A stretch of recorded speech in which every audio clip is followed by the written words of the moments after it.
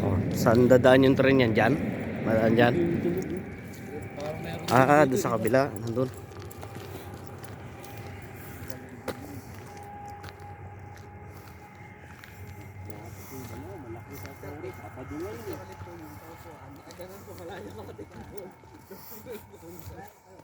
Araw ng Sabado, ano yata yung sahod? Kumbaga sa Pilipinas, 10,000 ata eh. 10,000 o 9,000 ano. Araw ng Sabado. Dito. Sa amin, ay Sabado din sa amin, ano, Kabayan. patak ng uwan. Dito. Dito, 10,000. Ito ang tuwa sa Pilipinas.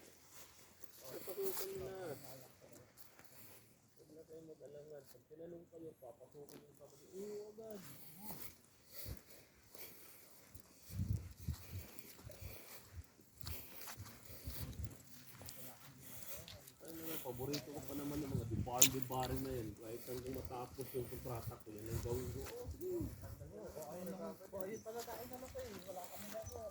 Okay pa ngayon, may mag-operate yung CNC. Nasahod mo, CNC pa rin naman eh. Hindi mo, delivery mo. Tapos ko yung dalawa. Talones, ganun pa rin gagawin natin. Di baring ba sila, ano? Wilson? Hindi na daw sila pinagawa. Tumula nung nagkamali ko yung dalawa. Di baring. Nagkakamali, di baring? Akala ko di baring eh. Sabi di baring, madali na yun.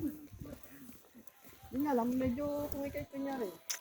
Complex, pinag-debarring ka. Medyo, Wild duck. Mga wild duck. Wild duck mga yan. Mga kabayan natin. Mga bakasyonista dito sa Czech Republic.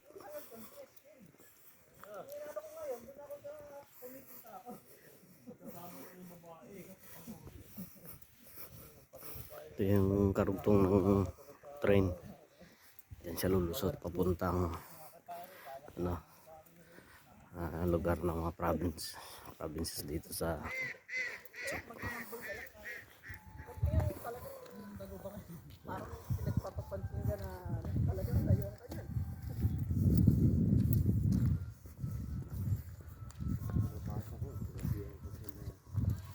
Ayaw, one day I'll be with you.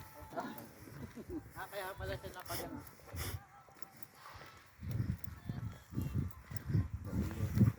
Tigilan mo ako, alam mo.